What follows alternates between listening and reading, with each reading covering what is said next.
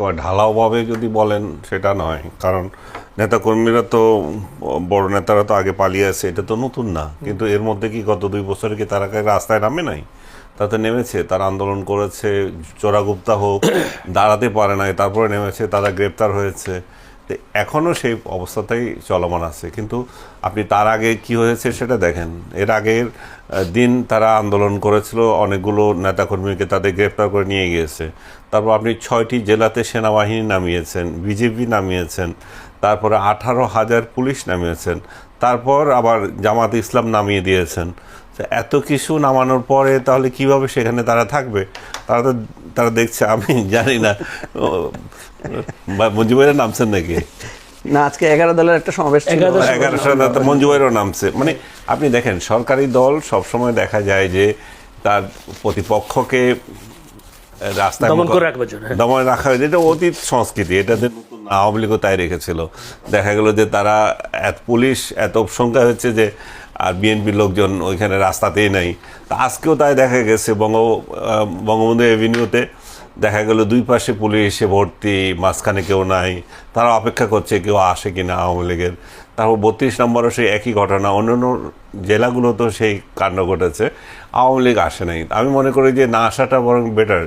কারণ আপনি কেন এমন একটা পরিস্থিতিতে রক্ত দিতে আসবেন যেখানে রাষ্ট্র সিদ্ধান্ত নিয়েছে যে আপনাকে উঠতেই দেবে না, এবং ফাইনাল খেলার মতো দাঁড়িয়েছে। এখন কোয়ার্টার ফাইনাল হয়তো গ্রুপ পর্যায়ে খেলাতে যদি হয় যে সেটা হয়তো সরাসরি সেনাবাহিনী নামিয়ে দেওয়া, সরাসরি র্যাব, আর্মি, পুলিশ নামিয়ে দেওয়া, তার মানে হচ্ছে আপনি সর্বাত্মক প্রস্তুতি নিয়ে নেমেছেন। এবং এই নামা শেষ নয়, যেটা বলছিলাম আমি, যে সরকারি দল তো এই ধরনের সরকার এ ধরনের প্রতিহত করার জন্য নামে, সরকারি দল কোথাও নেমেছে আমি শুনি নাই, সরকারি দল বলেও নাই যে আমরা নামবো, কিন্তু বিরোধী দল অতি উৎসাহী হয়ে নেমে গেছে। আজকে তো রুহুল কবির রিজভীও নেমেছেন, নয়াপল্টনে বিক্ষোভ মিছিল করেছেন। ওকে, তার মানে হচ্ছে সরকারি দলও নেমেছেন, বিরোধী দলও নেমেছেন, তাহলে বাকি তো আর কেউ নাই। এবং যেটা আনইউজুয়াল, যেটা হচ্ছে বিরোধী দল নামার কথা না, বিরোধী দল কেন নামবে? সরকারি দলের সাথে কি হচ্ছে না হচ্ছে, তার মানে একটা গৃহপালিত বলবো না আমি, ভাই ভাই বিরোধী দল যারা আছে, সহমত বিরোধী দল সহ নামছে। তো এই পরিস্থিতিতে আপনি কিভাবে আশা করেন যে আওয়ামী লীগ নেতাকর্মীরা রাস্তায় নেমে বুকে রক্ত দেবে, যেখানে তাদের, আপনি নিজে উল্লেখ করছেন যে তাদের বড় বড় নেতারা দেশের বাইরে পালিয়ে আছে বা পালাতে বাধ্য হয়েছে বা থাকতে বাধ্য হচ্ছে, এবং হাজার হাজার নেতাকর্মী এখনো জেলে। তারা তো এটাও দেখছে রাস্তায় নামলেই তাদেরকে জেলে দেওয়া হচ্ছে, এবং জেলে যাদেরকে দেওয়া হচ্ছে তারা মুক্তি পাচ্ছে না, তাদের বছরের পর বছর জেলে পৌঁছতেছে। তো এই পরিস্থিতিতে আমি মনে করি যে এটা অস্বাভাবিক কিছু না। এবং আমাকেই এই আপনার 22 তারিখ রাতে আরেকটা শোতে জিজ্ঞেস করছিল যে আগামীকাল কী হবে, আমি কিছুই হবে না। এখন দেখতেছি আমার কথাই বলছে, কিছুই হয় নাই, যেভাবে আসছিল। ওয়েল ইনফর্মড বোঝা যাচ্ছে আর কি। না, কারণ আপনি দেখেন, আর্মি যদি নামান, আপনি যদি পুলিশ নামান, আপনি কাকে নামানো বাদ রাখছে? জামাত ইসলামও নামিয়ে দিয়েছেন। তো এর মধ্য দিয়ে তো আর কিছু করার নাই। সব রাষ্ট্রের যন্ত্র এবং রাজনৈতিক দল সবগুলো একসঙ্গে যদি নামে তাহলে তো কিছু করার নেই। তারা যদি এমন সুসংগঠিত একটা রাজনৈতিক দল মাঠে আসে তাহলে একটা বিষয় ছিল। তারা তো সুসংগঠিত না, তারা তো এখন বিপর্যস্ত। জাহাঙ্গীর ভাই, আওয়ামী লীগ যখন ক্ষমতায় ছিল তখন এই বিএনপি, জামাত এসব তো একসাথেই নামছিল, একসাথেই তো মানে বিরোধী আন্দোলনে ছিল। তখন তো এরা পাত্তাও পায় নাই, কারণ আওয়ামী লীগ তো এদেরকে কেয়ারই করে নাই তখন। তো এখন কেন মানে এই পরিস্থিতিটা কেয়ার করে নাই? কারণ হচ্ছে তখন তাদের সাথে আর্মি ছিল, পুলিশ ছিল। আচ্ছা, এখন নাই, সেজন্য এখন নাই। আপনার রাষ্ট্রযন্ত্র যার আছে তো সে আছে। আপনি ওনাকে বলছিলেন যে ওদের বিপর্যয়ের কথা, আমাকে কি কোশ্চেন করছেন নাকি? না, যে প্রশ্নটা ওইটাই যে আপনি কি মনে করেছেন কিনা যে আওয়ামী লীগের এই পরিণতির জন্য শেখ হাসিনা দায়ী, বা শেখ হাসিনা কোন চক্রের ফাঁদে পড়ে শেখ হাসিনা জনগণ ও দলের ত্যাগী নেতা, আমরা দেখেছি দলের ত্যাগী নেতা কর্মীরা তারা অনেক সময় বঞ্চিত হয়েছেন বিভিন্ন থেকে, বিভিন্ন সেই ক্ষেত্রে এই কোন চক্রের ফাঁদে পড়েছিলেন শেখ হাসিনা, যার কারণে জনগণ থেকে দলের তৃণমূলের নেতাকর্মীদের কাছ থেকে তিনি একটু বিচ্ছিন্ন হয়ে পড়েছিলেন? এটা সার্বিক, আপনি শুধু শেখ হাসিনাকে বললে হবে না, এটা কি কম্বাইনলি একটা দেখতে হবে যে কেন আওয়ামী লীগের এই বিপর্যয় শুধুমাত্র শেখ হাসিনার কারণে, না দের সিদ্ধান্তের কারণে, নাকি আরও অন্যান্য কারণগুলো রয়েছে। আমরা যদি একটা পয়েন্ট আউট করি, প্রথমে দেখবেন যে একটা জনবিচ্ছিন্নতা তৈরি হয়েছিল। নেতাকর্মীরাদের মধ্যে তাদের আছে সবই, কিন্তু তৃণমূলের সঙ্গে একটা গ্যাপ তৈরি হয়েছে। তৃণমূলের কর্মীরা নিজেরা ভাবছিল যে তারা অবহেলিত, এবং সেই 24-এর আন্দোলনে তৃণমূল কীভাবে অংশ নিয়েছে আপনি দেখেন, নেয় নাই। তো এই অবস্থায় শহরকেন্দ্রিক আন্দোলনটা হয়েছিল, এবং শহরকেন্দ্রিক আন্দোলনের এই তৃণমূলের নেতাকর্মীরা যখন বঞ্চিত ফিল করে তখন তো দলের তো ঐক্য আর থাকে না। দ্বিতীয়ত হচ্ছে যে আপনার প্রাতিষ্ঠানিক অবক্ষয় এবং সুশাসনের অভাব যেটা পরিলক্ষিত হচ্ছিল, জনগণ যেটাতে ক্ষিপ্ত হচ্ছিল। আপনি আমলাতন্ত্র এমনভাবে গ্রাস করেছে, আমলারা ইলেকশন করে দেয়, আমলারা জিতিয়ে দেয়। হ্যাঁ, এবং বিচার বিভাগের অবস্থা দেখেন, বিচার বিভাগেও সরকারি দলের ইশারায় বিচার বিভাগ চলে, এখনও যেটা আছে অব্যাহত আছে। মানে আনফর্চুনেট যে বাংলাদেশে এই কালচার এখনও চেঞ্জ হলো না। তারপরে আপনি দেখেন ভোটের অধিকার বিরাট একটা বিষয়। ভোট, আপনি জনগণ ভোট দেওয়ার অধিকার চায়, যেভাবে হোক। পাতানো নির্বাচন হচ্ছে, সেটা সরকার দল করে, কিন্তু জনগণ যা ভোটটা দিতে পারে। তো আওয়ামী লীগের আমলে দেখা গেছে যে ভোটের অধিকার মানুষের ক্ষুণ্ণ হয়েছে।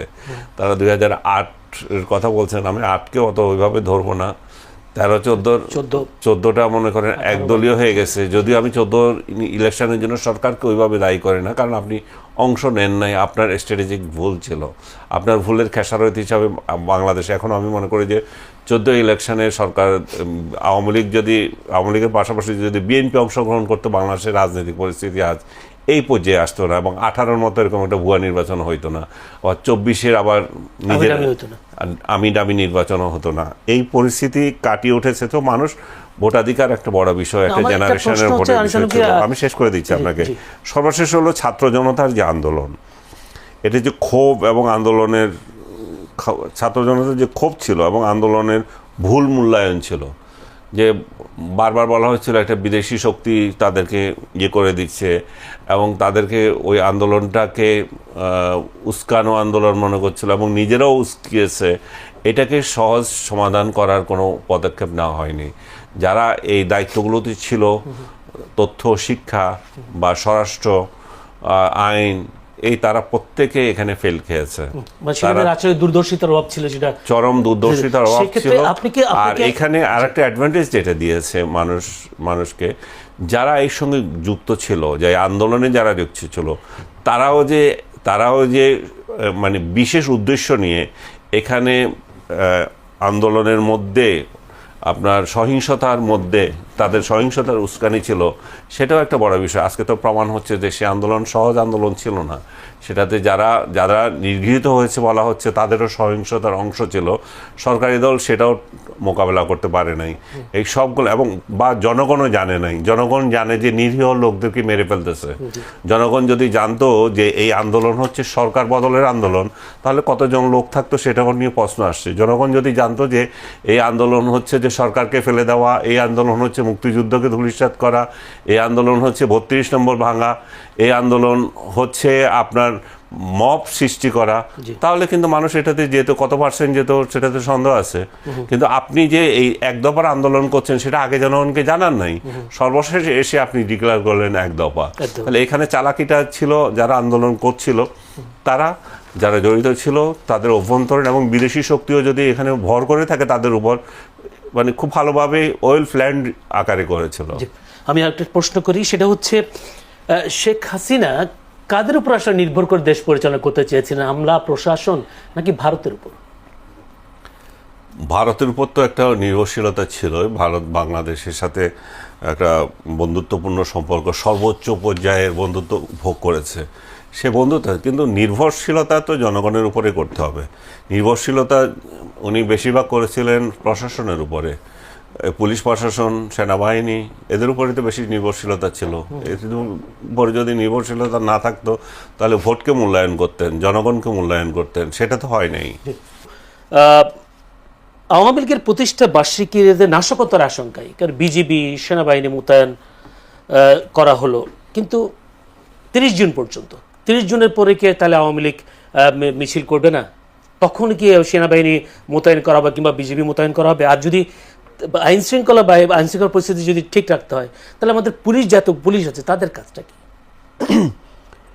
আওয়ামী লীগ তো কয়েকদিন আগে মিছিল করেছে, দুটো ঘটনা আমি দেখেছি। একটা হলো যে আপনার বোমা মেরে মিছিল করেছে, বোমা ফাটিয়েছে, মিছিল করেছে। এটা হচ্ছে ইয়ার দিকে, এটা কি বলে জায়গাটার নাম আমি মনে করতে পারছি না, গুলশানে যাওয়ার আগে। আর দ্বিতীয় যেটা হয়েছে সেটা হচ্ছে যে গাজীপুরে বা কোথাও দেখলাম যে গাজীপুরে পুলিশকে বলছে যে সামনে আসবে না, মাইরা ফেলাবো, ইত্যাদি ইত্যাদি কথা।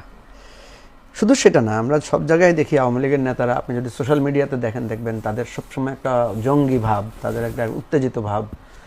তো স্বাভাবিকভাবেই আওয়ামী লীগ যেহেতু আপনি দেখবেন যে কেউ যদি পরাজয় মেনে না নেয়, সে যদি যেমন একটা যুদ্ধে আপনি হেরে গেছেন বা একটা খেলায় আপনি হেরে গেছেন, হেরে যাওয়ার পরে আমাদের ট্র্যাডিশনাল পথ হচ্ছে কি সবসময় ব্লেম করা, তো ওরা আমাদেরকে মায়েরা খেলছে, মার ছিল ইত্যাদি ইত্যাদি, যেটাই যে আপনি দেখবেন আনিস আলমগীর ভাই সহ এক শ্রেণীর লোকদের কিন্তু এই ধরনের কথাবার্তা যে এই আন্দোলনটা বিদেশিদের হস্তক্ষেপ ছিল, এক দফা ছিল না, জনগণকে ভুল বোঝানো হয়েছে ইত্যাদি ইত্যাদি। আরে ভাই, জনগণকে এত নাকি ভুল বোঝানো? আপনি ইন্টারনেট বন্ধ করে দেবেন, আপনি হেলিকপ্টার থেকে গুলি করবেন, আপনি মানে 140 মানে কোনো মিটিং আসতে দিবেন না, আর জনগণকে ভুল বোঝাবে? আপনি তো বুঝাই দিচ্ছেন সব কিছু।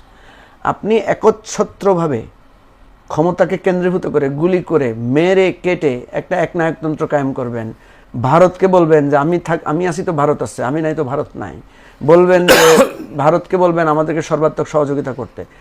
জনগণ ভুল বুঝবে কেন? জনগণ তো সঠিকটাই বুঝেছে। এখন জনগণ কিভাবে সঠিকটা বুঝেছে? জনগণ যে বারবার বলতো যে শেখ হাসিনা ভারতের একটা চর বা ভারতের একটা পুতুল, সেটা তো এখনই প্রমাণিত হলো। কারণ শেখ হাসিনা গিয়ে টুঙ্গি পাড়ায় আশ্রয় নেয় না, উনি আশ্রয় নিয়েছেন গিয়ে ভারতে।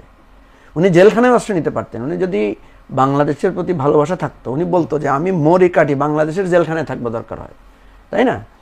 ধরেন এরশাদের কথা ধরেন, এরশাদকে আমরা এত স্বৈরাচারী হিসেবে করেছি, এরশাদ তো পালায় যায় নাই, এরশাদ তো জেলখানার ভিতরে ঢুকেছে। তো আমার কথা হচ্ছে যে আপনি একটা, যেমন আনিস আলমগীর বলেছেন যে পুলিশ আর্মির সাথে থাকলে আওয়ামী লীগ বাঘ, মানে আওয়ামী লীগ বলতেছে পুলিশ আর্মি ছিল তখন আওয়ামী লীগ না, শুধু সরকারি দল না। ধরেন আগে তো বিরোধী দল রাস্তায় নেমেছে, কারণ বিএনপির মিটিং, জামাতের মিটিংয়ে নিষেধাজ্ঞা দিচ্ছে, রাস্তায় বাস বন্ধ করে দিচ্ছে, পুলিশের রাস্তায় নামায় চেক করছে, তারপরেও বিএনপি আওয়ামী লীগ ঢাকায় আসছে না, মিছিল সমাবেশ করছে না। এখন কথা হচ্ছে যে আমি বারবারও বলার চেষ্টা করছি, আপনি এটার সাথে এটা তুলনা করতে পারেন না। আমি বিএনপি আওয়ামী লীগ আসছে, মানে বিএনপি যখন এসেছিল তখন তারা নিষিদ্ধ না, আপনি এখন তো নিষিদ্ধ, এখন দাঁড়ালে আপনি গ্রেফতার করছেন, জেলে দিয়ে দিচ্ছেন। ঠিক আছে, আমি আপনাকে বলি নিষিদ্ধ হওয়া এক জিনিস, আর দ্বিতীয় হচ্ছে তাহলে নিষিদ্ধ হলে আপনি আসবেন কেন? তাহলে আসবেন কেন? আপনি যদি বলেন যে নিষিদ্ধ হওয়ার কারণে আমি আসতে পারছি না, তখনও তো নিষিদ্ধতা দিয়েছিল, ঢাকায় নিষেধাজ্ঞা দিয়েছে না, সমাবেশ নিষেধ, বিএনপি অফিস তালা লাগিয়ে দিয়েছে না, জামাতের অফিস তালা লাগা ছিল না। এখন কথা হচ্ছে এগুলো কুতর্ক করে লাভ নাই। বাস্তব অবস্থা হচ্ছে নৈতিকভাবে আওয়ামী লীগের যে পরাজয়টা ঘটেছে, নৈতিকভাবে আওয়ামী লীগ যে গণহত্যার দায় আওয়ামী লীগের উপরে আবর্তিত হয়েছে, এটা কোনো আর্টিফিশিয়াল কিছু না, এটা ফুললি একেবারেই মানুষের রক্তচক্ষুর সামনে, সারা পৃথিবীর মানুষের সামনেই এটা ঘটেছে। এখন দেখেন যে কথাটা আনিস আলমগীর ভাই বললেন যে এটা এক দফার আন্দোলনে কেন আসলো, আপনি পৃথিবীতে যত গণ অভ্যুত্থান দেখবেন যে এটার একটা ক্রমধারা। গণ অভ্যুত্থান মানে কি? জনগণ কখন এসে এক জায়গায় হয়ে যায়? জনগণ কেন এসে গণভবন রেড করলো? গণভবন রেড করলে তো আপনি একটা নেতাকর্মী দেখাতে পারবেন কোনো রাজনৈতিক দলের? আপনি দেখবেন ঢাকা শহরের সাধারণ লোকেরা নেমে আসছে। কেন নেমে আসছে? তারা তো তখন বলতে পারতো না আমরা তো এটার জন্য করি না। কারণ নেমে আসছে, কারণ বঙ্গবন্ধুর ভাষণ বাজাচ্ছেন, বঙ্গবন্ধুর বাণী দিচ্ছেন। তখন তো বলেন নাই যে ক্ষমতায় এসে বঙ্গবন্ধুর বাড়ি ভাঙবেন, বঙ্গবন্ধুকে উচ্ছেদ করবেন। আচ্ছা, বঙ্গবন্ধুর বাজনা বাজিয়ে আপনি তখন আন্দোলন করছেন। আপনি কোথায় ছিলেন আমি ঠিক জানি না ওই সময়। যাই হোক, আমি যেটা বলি, উনি হয়তো মানে বাস্তবতায় ছিলেন কিনা জানি না, কারণ উনি দেখেন নাই বঙ্গবন্ধুর মূর্তি জনগণ ভেঙেছে। আরে সেটা তো পরে, বঙ্গবন্ধুর পরে না ভাই, আপনি বলছেন যে আন্দোলনের সময়, বলতেছি আন্দোলনে আপনি বঙ্গবন্ধুর বাণী দিচ্ছেন, আপনি ঐক্য সাম্যের কথা বলতেছেন, বঙ্গবন্ধুর উদ্ধৃতি দিচ্ছেন, আর এই লোকগুলো কি জানে আপনি যে এই বঙ্গবন্ধুরে কিল করতে আসছেন দ্বিতীয়বার? লোকেরাই তো করেছে ভাই, আপনি লোকেরা করেছে কি করে নাই? আপনি তো আপনি যে জনগণকে রাস্তায় নামতে বলছেন সেই জনগণ জানে না, সেই জনগণ জানে না, যারা করেছে সেটা আপনারাই। ঠিক আছে, জনগণকে সারা জীবন এগুলাই দোষারোপ করে তারা। কারণ আপনি দেখবেন যে সাধারণ জনগণ, বাংলাদেশের আওয়ামী লীগের অফিস, শেখ হাসিনার ছবি, শেখ মুজিবুর রহমানের ছবি রাখে নাই মানুষ, ঠিক আছে? এখন আপনি যদি বলেন যে এগুলা সব রাজনৈতিক দলের লোক, সেটাও আপনাদের লজ্জা থাকার দরকার। কারণ এই রাজনৈতিক দল যাদেরকে মেরে কেটে গুম খুন করে শেষ করেছিলেন, তাদের হাতে পরাজিত হয়েছেন। আপনি যেদিকে বলবেন খেলা আপনার বিপক্ষে যাবে। আপনি যদি বলেন যে আমাদের বিরুদ্ধে ষড়যন্ত্র করছে, আপনার বিরুদ্ধে ষড়যন্ত্র করছে, মানুষ সেই ষড়যন্ত্র মানছে কেন? না, আমি ষড়যন্ত্র বিশ্বাস করছি না, কিন্তু আপনাকে একটাই শুধু পয়েন্ট দিয়েছি, সেটা হচ্ছে বঙ্গবন্ধুর বাংলায় বৈষম্যের ঠাঁই নাই এই স্লোগান দিয়ে যখন আপনি রাস্তায় নামেন, তখন আমিও তো আপনার সাথে আছি। আমি তো বৈষম্য চাই না, কিন্তু এই যেদিনটা পার হলো সেদিনই বঙ্গবন্ধুর মূর্তির উপরে দাঁড়িয়ে আপনি প্রস্তাব করতেছেন, তার বাড়ি পোড়াচ্ছেন।